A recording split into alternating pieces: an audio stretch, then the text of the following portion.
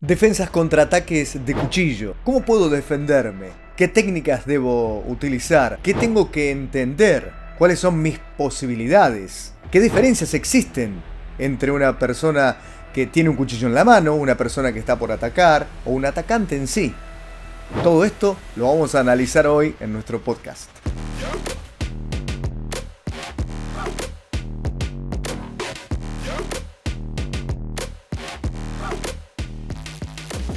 Hola, ¿qué tal? Bienvenidos nuevamente a este podcast. Mi nombre es Alberto Diomedi y hoy entonces vamos a estar hablando de defensas contra ataques de cuchillo. Un tema que a veces, se puede tornar controversial porque podemos discutirlo desde varios ángulos. Pero lo cierto es que, en principio, si hay una persona con un cuchillo en la mano, tengo que saber lo que tengo que hacer. Y mejor es no estar ahí. Así es que vamos a analizar lo siguiente. Número 1. Una persona con un cuchillo en la mano significa que puede llegar a hacerme daño y tal vez no. Si lo vemos desde el lado realista, vamos a decir que si voy a la carnicería, no todos los carniceros que están el cuchillo en la mano me quieren llegar a atacar, aunque podría ser. Pero dejando la broma de lado, vamos a decir entonces que una persona con un cuchillo en la mano debe tener una conducta, la cual es la que vamos a estar analizando. Entonces, esta conducta es: la persona con el cuchillo puede ser una persona que te amenaza o puede ser una persona que realmente ya y directamente está atacando y haciendo uso del cuchillo. Entonces, dividiendo estas dos cosas. Por un lado, como te dije, amenaza de cuchillo. ¿Qué significa una amenaza y con el cuchillo en la mano? Bueno, tiene que ver con que la persona está queriendo algo del que está amenazando, queriendo algo de mí. Entonces, al tener ese cuchillo, también lo puede hacer en diversas distancias y diferentes formas de empuñar el cuchillo, lo cual de alguna manera va a marcar el tipo de ataque que podría llegar a ejecutar si es que decide hacer el ataque. Entonces, al tener un cuchillo y no estar atacando, significa que es una amenaza. ¿Y qué tiene que ver esto con las defensas? Bueno, quiere decir que al tal vez darme ese tiempo de decidir si le doy o no lo que me está pidiendo, es precisamente ese margen en el que yo puedo reaccionar. ¿De qué manera uno puede reaccionar? Bueno, va a tener que ver con las distancias en las que puedo aplicar mi reacción. Entonces, vamos a catalogar: amenaza, persona con un cuchillo en la mano, tipo de agarre, puede ser que lo tenga hacia arriba, hacia abajo, escondido, etcétera, o como quieras, y también la distancia en la que está ejecutando esa amenaza. Entonces, vamos a decir que si está a unos metros de distancia, por supuesto puedo salir corriendo y con mucha suerte evitar entonces que la persona me persiga y que cumpla su cometido.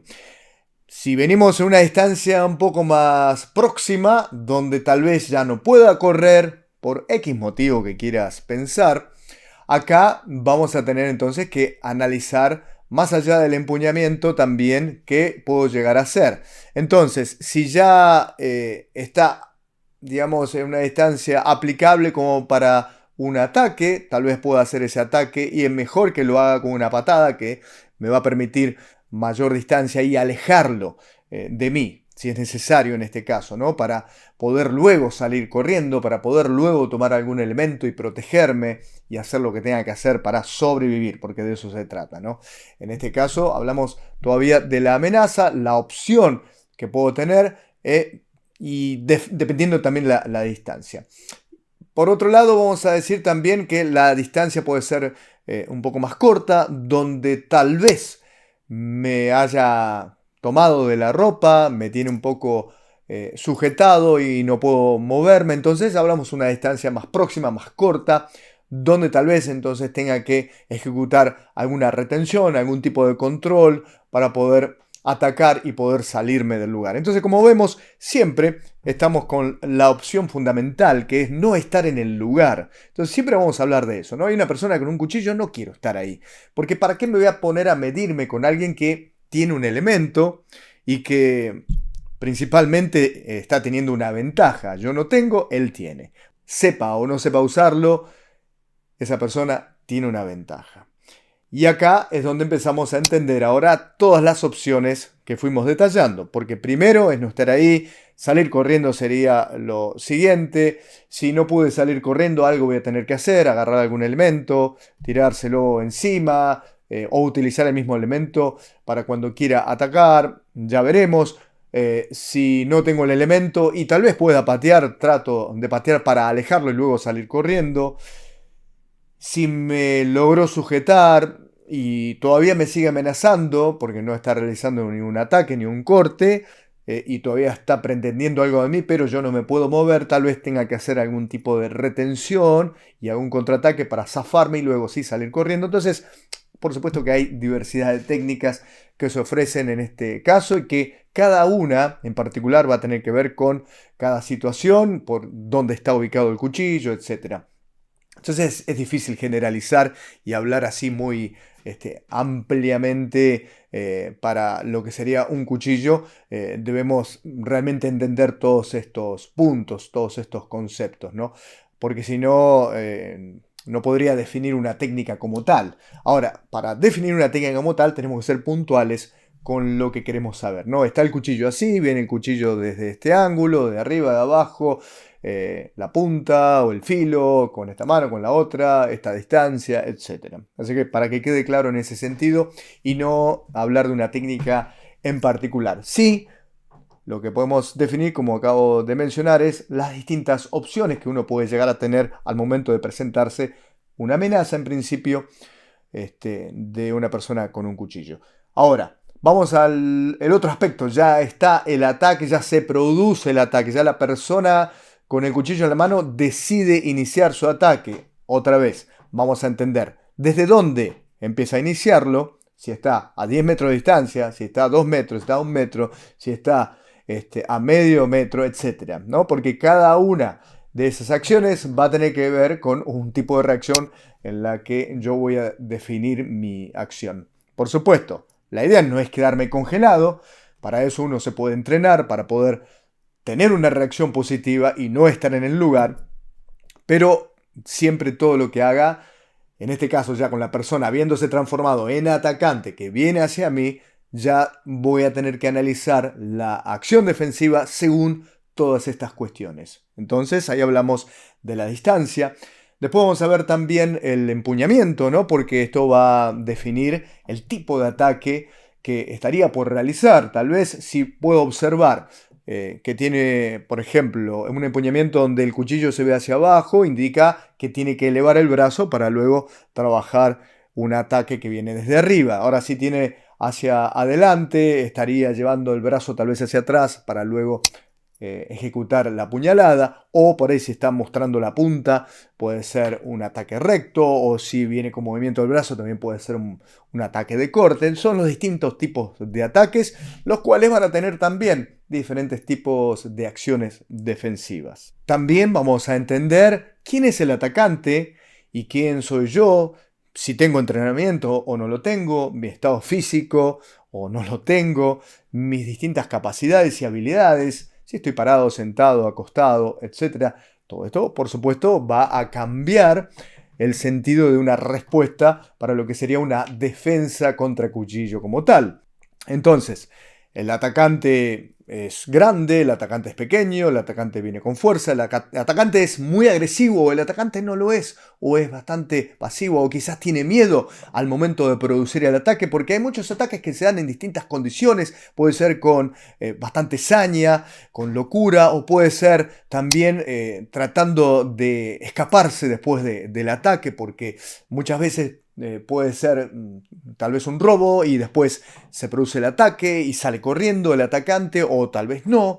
En definitiva, hay infinidad de situaciones que uno puede encontrar incluso en las redes donde se ven momentos reales de personas con cuchillo atacando a otras personas.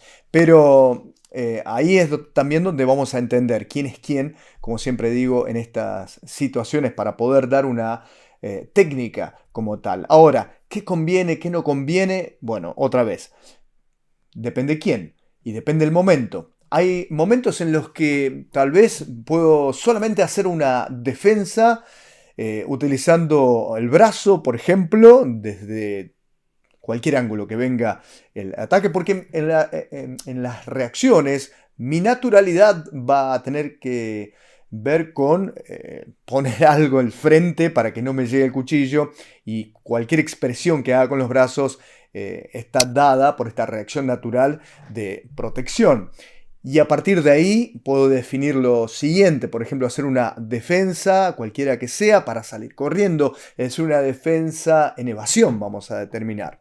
O puede ser una defensa que me permita luego agregar ataques para desconectar al oponente y hacer que deje de pensar en ser un atacante para luego sacármelo de encima de alguna forma y huir del escenario, pero tal vez no pueda hacerlo, tal vez el atacante es demasiado agresivo y necesite controlarlo, entonces por ahí puedo controlarlo, atacarlo fuertemente para poder entonces terminar con él, pero tal vez no pueda porque me sienta con mayor debilidad y vea al atacante con mucha fortaleza, pero también hay que entender que se trata de sobrevivir. Entonces, ¿es dejarse apuñalar o hacer algo? Definitivamente algo vas a hacer porque tu naturaleza de supervivencia se va a activar. Y ese es el momento en que uno algo debe hacer.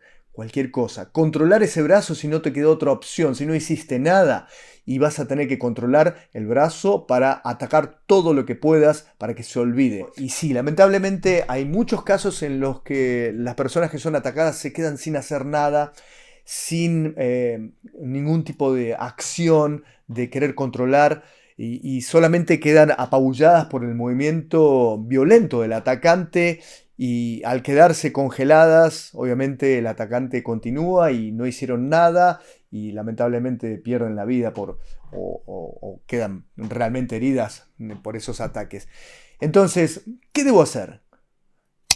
No hacer nada, no hacer nada, no. Tengo que entrenarme a hacer algo. Entonces, cuando hablamos de entrenarme a hacer algo, yo diría entrenarme en todos los aspectos. No elegir una técnica como tal que me ayude para todo. No, porque a veces no es necesario tener que controlar. Hay veces que no hace falta. Entonces, sí, podemos encontrar muchas opciones, muchísimas formas de defender cuchillo. Y yo creo que tenemos que entrenar y probar todas, y probarlas también desde todos los aspectos, de lo más real, obviamente no con un cuchillo de verdad, pero sí ir buscando las posibilidades con un cuchillo de goma o un palo, y dentro de las medidas de seguridad para poder entender cómo podría estar reaccionando a estas instancias, ¿no? Entonces, proponer entrenamientos que tengan que ver con distancias, con actitudes. Y otra de las cosas que uno debe entrenar es la capacidad de sobreponerse y sobrevivir al máximo, transformándose uno de víctima a atacante. No queda otra, porque si realmente quiero sobrevivir, tiene que ver con esa transformación, con el cambio de chip interno, ¿no? Pasar, como siempre digo, de chihuahua a león en un segundo, transformarme y poder ser entonces eficaz para salirme del problema lo más pronto posible. Y esto se entrena. Debo realmente prepararme física y mentalmente. Los entrenamientos no tienen que ver con la competencia en cuanto a la defensa personal, por supuesto, sino a la supervivencia.